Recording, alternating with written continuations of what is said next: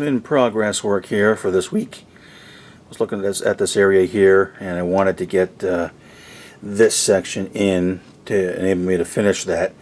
In order to do that, I just had to modify this a little bit. This was one piece. I just cut that so that I can still remove that board out of the way for when we work on in there in Lake City. So, but now I can finish this and get it done. And when I was looking at it, I thought, it doesn't looks boring. So I put in you can see I put a little culvert in there, and I'm adding a little hill underneath the weights here. So it's going to be it's going to kind of come out of Lake City down to a little drainage area, stream perhaps, something like that. I'm going to paint the back of that black, and then if you look at it real close, you can actually kind of see how the water might actually run. I got lucky on that. I didn't plan that. Kind of out like this, and then around over there. So that'd be pretty cool. And then there's a little bit of a hill here. Kind of hard to tell with all the steel weights on it, but that's going to come up and be a little of a hill there. So that's in progress. I do have both of these in. That tunnel portal is now in. So like I said, I tried that with the shaper sheet. So that's all in and secure. That one's in, and I'm just kind of playing around. I added a board across the backdrop there to give me something. I don't think I'm going to use foam. I might actually use the shaper sheet. So I'm just kind of playing around. And I needed something to attach it to. So put that on there. I got to figure out how to get that. I'd like to get that in if I could, just to get it done, because then I can get back and I can probably at least get some of the scenery on all that, and then fill in this area here. That's kind of convenient right now to pop up there. It's tight, but I can make it to work the scenery. So if I can get that back area done, then I can build this out from here up around this tunnel portal, and build it all around here, obviously, then out even out along the edge of the layout there. And then that leaves obviously this area here to work on, but then we can work that from the aisle. I do have to use that somewhat to kind of step up and crawl over and get back against there. So I'd like to get all that nitnoid pain in the butt climbing stuff done. The hatch is cut. Again, that's not really a huge deal. I just kind of cut that out. You can see where the little slight white line is, where I cut through the cloth. And then I need to get the tunnel portals cleaned up. Just a little bit of a plaster on them. So I'm going to keep working. We'll see how much further we get for the update. I had to stop cleaning the workbench for about an hour and a half, or the work area for about an hour and a half this morning. Just getting on my nerves. So I also might try to get these secured in, and then get them painted and whatnot. So that's where we are now. So we'll see how far we get before we decide to do the update for later this weekend. I just want to show real quick. These are the two bridge abutments, and the way I had to get these ready a little bit different. These are by Couch, and they're a different material than the Woodland Scenics. I think they're more like a resin type material, where the Woodland Scenics tunnel portals that we have were basically plaster. And they took the weathering paints and pigments very, very well.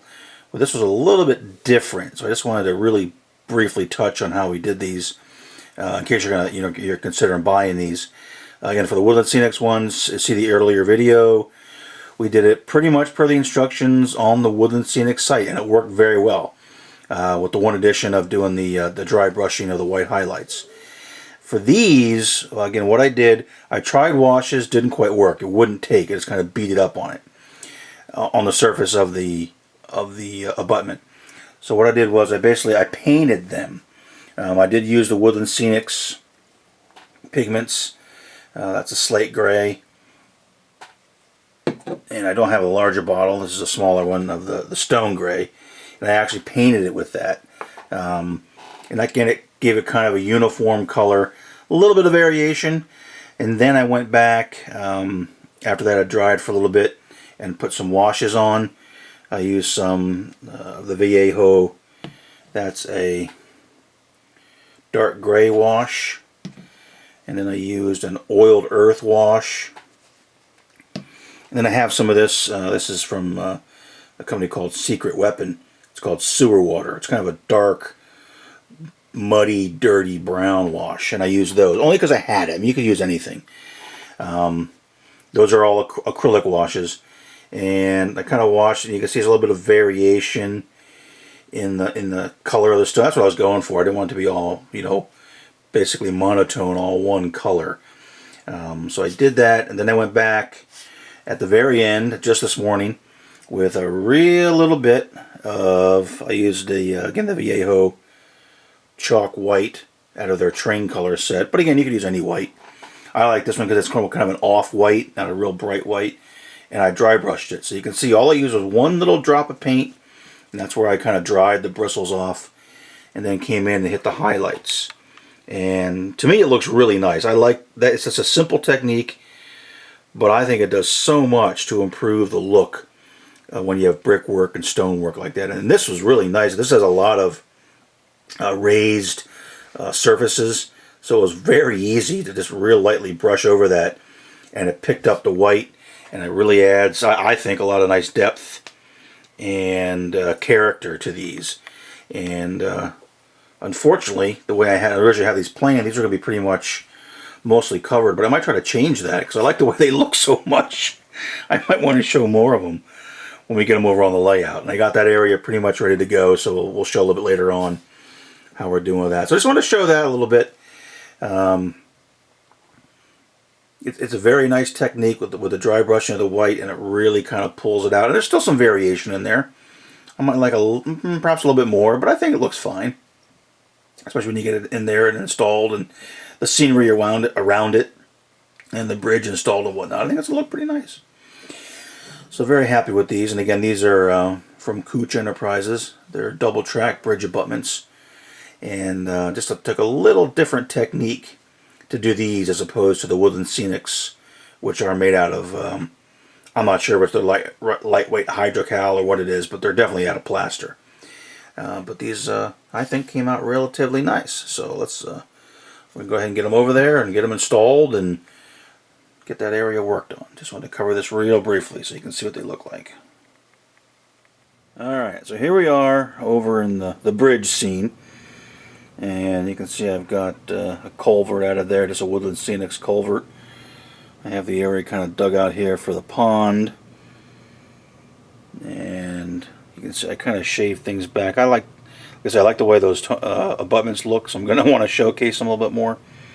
So I'm going to cut it back, and then I'll probably just scoop the mold and, you know, mold in around it here, but be able to show more of the abutment itself. And then the same on this side, because I just like the way they look. Probably bring it in across the bottom here. Maybe put a piece of foam in here to make it a little bit smoother, and then scoop the mold that. Thinking about putting in, that's the old rock scene from my old layout. I kind of like the way it looked.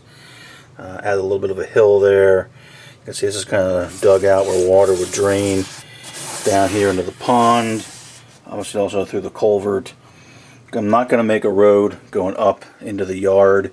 I just thought it wouldn't look right. I don't want to force it. But what I will probably do is have like a dirt road coming in here. Then up into here, maybe like a little area here where folks park and they can fish. Assuming there would be fish in this pond. And not the three-eyed fish from The Simpsons with all the wastewater coming in. But we'll see. It's my layout. I'll have fish in it. Got some rock castings we'll put in there to kind of make things look a little better. I didn't like the way, you know, these two kind of look like I just went boop and plopped them there. So I need to kind of work it in. So I'll add some more. I'm going to take this one and probably want to get the scoop the mold going. You know, glue that one up there. Just give it some more rock. This one probably cover up quite a bit as we work all this in. Fill this in as well. So that's kind of what we're looking at here. And that's a view of the scene. Also add another, I'm going to put a culvert, a little box culvert here, again, so the water would come out and drain, I don't know, drain out of the yard or whatever, I don't know. But since this is kind of like a catch basin here, figured, you know, it's got, you know, rain runoff there, it's got whatever's coming out of the yard, drainage here, whatever's coming from all on that side, drains out here, so it seems to make sense. I'm not a geologist or a civil engineer or anything like that, but it seems like it might meet, at least for a model railroad, be okay. And I'm going to get this all done, again, get the plaster cloth in here, get it all nice and smooth, and get ready to put the pond in, and then get all this in so I can eventually scenic all of this, and then probably go back with our temporary bridge, which as of right now it does fit in here. That fits in there like that, so I can at least put that in. We'll just lay the track in temporarily, get back to being able to run trains while we're working on the bridge itself. So that is the plan for this area. So I need to go up, get another cup of coffee, and get back to work down here. I would like to get this all finished up by today so it can dry overnight, maybe get it painted tomorrow. And I know later today I'll be stopping to watch some of the football games, so let's keep moving here. Hopefully it makes sense and the scene will look pretty good when we get it done and get it all detailed and scenic with the bridge, and hopefully the rocks make sense.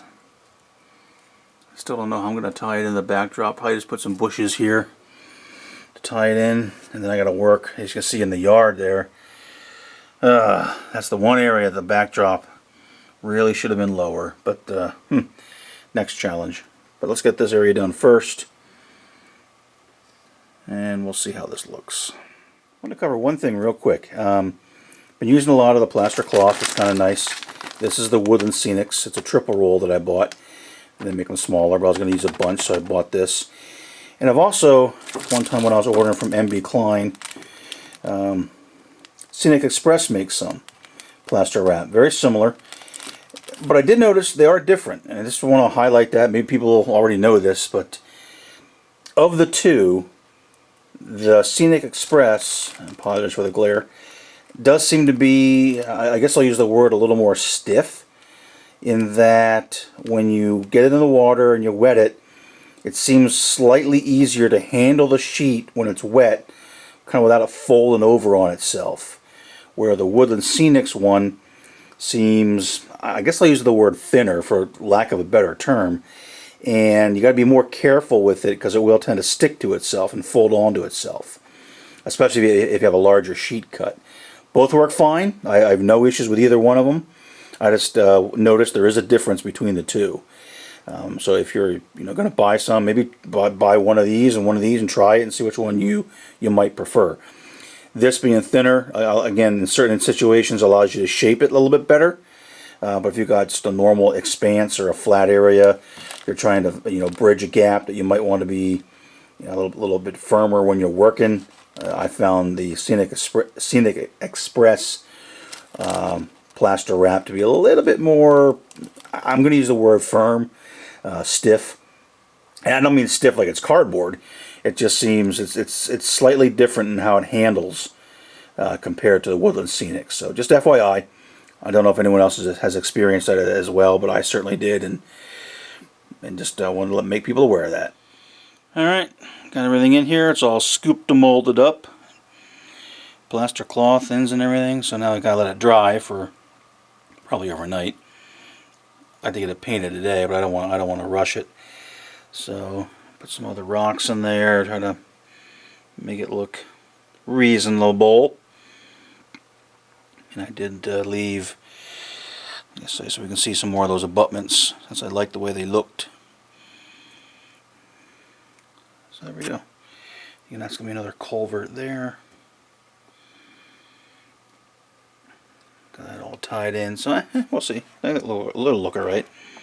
Be kind of neat to see what it looks like when it gets painted. It's not all white like this, but that is it. So now I want to get this at least painted. Ideally start scenicing it, since everything's in. And then, of course, if we're going to run anything, make sure that our bridge still fits, and it does. So here's our temporary bridge, which we'll put back in shortly, get the track back in, get the main line back open for business. So there we go. Well, I was hoping to get a little bit more done, but events conspired against me. I was hoping to get this painted, but it's not quite dry yet. I know the scooped and mold is still a little bit wet, so I'm going to wait maybe another day. get it painted. But this is pretty much done. And what I'll do is I'll get it painted, maybe even paint where the pond's going to be a different color just to help visualize things. And then pretty much going around here again, I want to start working the fascia and the actual ground cover. Need to get that done too. I did get back on this tunnel. I decided to throw some foam pieces in just to help kind of get that formed. I was really kind of having a brain lapse how I wanted to do it. That at least it gets us started. Again, I have to leave that little area open so I can get in and finish the scenery. Back around the tunnel, back against the upper end of the backdrop. And I'll even have to get all this track done, probably get it ballasted and whatnot, because once I put this in, and this, you know, whatever comes down from the tracks and up and over, that's going to be very hard to reach to get to the track. Even to do that scenery is going to be a little bit of a challenge. Definitely be elevated to work on that, but we'll figure it out. And there's just a kind of a playing around, just one little scrap piece of shaper sheet, just kind of see how I might want to do it along there. So I did get that started at least. I did get this culvert in, or what's going to hopefully pass as a culvert. I'll just zoom in on it here. That's like I said, I made that out of a shaper sheet plaster. So I think that'll look okay once you get it weathered. I may have to put some more washes on it. And once you get scenery in there and some, water, some stagnant water laying in there and down along the drainage ditch, I think it's going to look fine. So I did get that accomplished. And this area over here, add a little bit of more ground form there in the form of a little hill. And then this is all done and painted for this larger culvert. So that's, I got that in as well. Kind of helps break the scene up a little bit. And I'll figure out how we're going to tie it in. Again, I want to get a lot of the stuff in there. That's why I want to get that culvert done. Now I can finish up the road on that side and then get this triangular piece in, get it all scenic. Leave this hatch area, open area out again to work all of it from in there, and then finalize it with what we're going to do there. So this is drying over here. I did get the concrete road in. I need to leave it on some more weight. So hopefully that'll hold in there. Then that's done. And then again along here, you can actually start doing some of the ground covering. It's pretty much ready for it, at least to get the initial layers in, and then figure out how we're going to do the trees, bushes, shrubs, blah blah blah, to get it up to match the backdrop. And then I want to get that back corner done so I can put the angle piece here and get this finished up here, finished around. And basically what I'd like to be able to do relatively soon is get from the bridge scene up all around the entire peninsula, around the back, and then around here, and then up, and get this all done up to where the factory starts. At least then, a good portion, 75% or so, the layout is scenic, or starting to be scenic. It won't be done right away, and then it leaves at the factory, that far back corner, which shouldn't be too difficult to get to. And then what we're going to do here in the yard, how we're going to tie the backdrop in. I'm thinking of putting some buildings up against there, low relief backdrop type buildings. How we're going to work it in, and exactly what we're going to do up in here. What type of industry we might put here to tie it all in. And then we're back to the scenic area. So, and as well, I have to start the bridge, obviously, the Central Valley Double Track Bridge. But this way, at least, I can, work the scenery, get the track in temporarily, and keep running trains. So, all right, so that's it for this week. Get this into Steve's hands so he can do his magic, and we'll get it up. And then we're going to keep pushing. We're going to keep working and get some actual ground cover down. That's our goal for this week and through the upcoming weekend.